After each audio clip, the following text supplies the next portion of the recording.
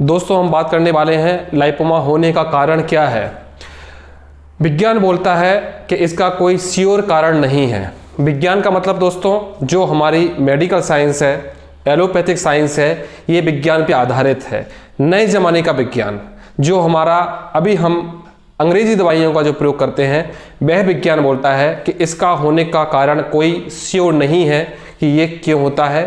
कई बार इसको कैंसर का भी कारण बोला जाता है, कई बार इसका चोट होने का कारण भी बोला जा सकता है, कई बार इसको ज़्यादा फैट होने के कारण बोला जा सकता है, कई बार इसको बॉडी की डिसबैलेंसिंग हार्मोन्स के कारण बोला जा सकता है। क्योंकि बॉडी में सिस्ट कई प्रकार के होते हैं, गांठें कई प्रकार की होती हैं और बॉडी में किसी भी हिस्से पर होती है, तो इसका कोई प्रमुख एक कारण नहीं बताया गया है।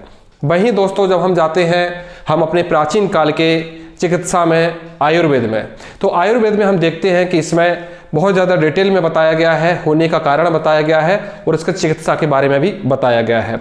वहीं होम्योपैथिक में भी इसके बारे में काफ़ी डिटेल दी गई है। लक्षणों के आधार पर इसका ट्रीटमेंट बताया गया है और लक्षणों के आधार पर होने वाले कारण बताए गए हैं। दोस्तों जब मैंने इसकी निचोड़ निकाला, इसकी स्टडी की, इसके एक्सपीरियंस लिए, तो जो दोस्तों मैंने सीखा और समझा वो आप लोगों के साथ आज मैं शेयर कर रहा हूँ। दोस्तों हमारा आयुर्वेद बोलता है कि गांठों की परेशानी होने का जो सबसे बड़ा कारण है वो है जनरेशन के द्वारा ये बीमारी एक दूसरे के द्वारा होती है।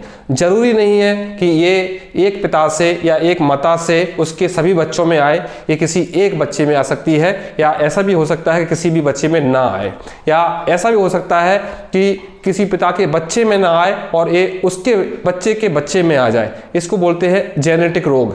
तो लाइपोमा जैसी प्रॉब्लम या कैंसर जैसी प्रॉब्लम या गांठों के होने वाले रोग जो होते हैं, इसको सबसे बड़ा मुख्य कारण जेनेटिक बताया गया है जिसको हो सकता है। दोस्तों इसके बाद अभी नए ज़माने में, अभी नई जनरेशन में यह रोग उन लोगों को भी देखने मिल रहा है जिन लोगों की जनरेशन में ये रोग किसी को नहीं रहा है। उसका मैंने भी बहुत सारे निचोड़ निकाले हैं, बहुत से कारण निकाले हैं और वही बातें आज मैं आपके साथ शेयर कर रहा हूँ। दोस्तों लाइपोमा जैसी गांठ, चर्बी की गांठ जो होती है, उसका जो होने का जो कारण होता है वो होता है हाई प्रोटीन। जब हमारी बॉडी में हाई प्रोटीन जाता है तो हमारी मसल्स डेवलप होती है, मसल्स बढ़ती है और हमारे लीवर को ज़्यादा काम करना पड़ता है प्रोटीन को पचाने के लिए। वहीं दोस्तों जब हमने आयुर्वेद में की स्टडी की तो आयुर्वेद बोलता है कि जब हमारी बॉडी में ज़्यादा वात बढ़ता है, ज़्यादा वायु बढ़ती है, तो इस रोग को उत्पन्न होने की क्षमताएं बढ़ जाती हैं। आखिर ये वात वायु है क्या? दोस्तों वात वायु बॉडी का वो दोष है जो हमारी बॉडी में ऊर्जा पचाने पर डिपेंड करता है। जो हमारे शरीर के अंदर ऊर्जा पचनी चाहिए, या जो ऊर्जा पचने के बाद हमको, या खाना पचने के बाद, हम सरल भाषा में अगर इसको समझेंगे, बोलेंगे कि खाना पाचन क्रिया जो होती है वो सही तरह से नहीं हो पाती है, तो वही जो दोष होता है ये सब बीमारियों को बढ़ाने का कारण होता है। तो जब हम इस टॉपिक को और तह में गए और गहराई में गए तो हमने जाना कि जब हमारे शरीर में ओवर कैलोरीज होती है, ओवर फैट होता है, या ओवर हमने जब खाया होता है रिक्वायरमेंट से ज़्यादा, तो वह खाना कहाँ जाता है? तो वह खाना हमारे पेट में भरा रहता है और वह ऊर्जा में कन्वर्ट ना होकर डायरेक्ट फैट बनता है और हमारे बॉडी में स्टोर होता है। क्योंकि सबसे पहले फैट की जो इकट्ठा होने की जो कंडीशन रहती है वो होती है हमारे लीवर में।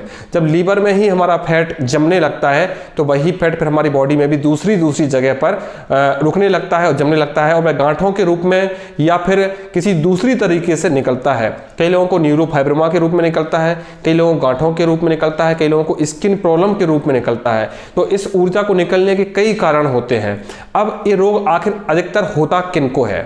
दोस्तों हमने देखा है कि बचपन की उम्र में अधिकतर लोग जल्दी से तगड़े होना चाहते हैं, जल्दी से हेल्थी होना चाहते हैं और जल्दी से अपने शरीर को लंबाई चौड़ाई बढ़ाना चाहते हैं। तो ऐसे लोग करते क्या हैं कि खाने पर खाना खाते हैं, ज़्यादा खाना खाते हैं, बहुत ज़्यादा खाते रहते हैं और कुछ काम भी नहीं करते हैं। वो सोचते हैं कि ज़्यादा सोने से हमारा शरीर तगड़ा होगा। तो लाइपोमा को जो नई जनरेशन में होने का जो कारण है वो सबसे बड़ा कारण देखा गया है कि जो लोग दिन भर खाते रहते हैं और कुछ काम धाम नहीं करते हैं, ऐसे लोगों को लाइपोमा होने के चांसेस बहुत ज़्यादा बन जाते हैं।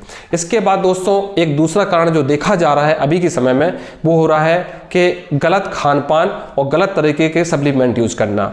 जैसे कि बोला जाता है कि जब आप एक्सरसाइज करते हो या कोई ऊर्जा को इन्वेस्ट करने वाला काम करते हो, जिम करते हो, रनिंग करते हो या कोई गेम खेलते हो, तो आपको एक प्रोटीन सप्लीमेंट या ऊर्जा से संबंधित सप्लीमेंट जिसमें अमीनो एसिड की मात्रा ज़्यादा होती है, ऐसे सप्लीमेंट आपको लेना चाहिए। लेकिन हम इन चीज़ों को लेने के पहले अपनी बॉडी को चेक नहीं कराते हैं कि हमारी बॉडी में आखिर अमीनो एसिड पचाने की शक्ति कितनी है, प्रोटीन पचाने की शक्ति कितनी है और हमारी बॉडी में प्रोटीन की रिक्वायरमेंट कितनी है।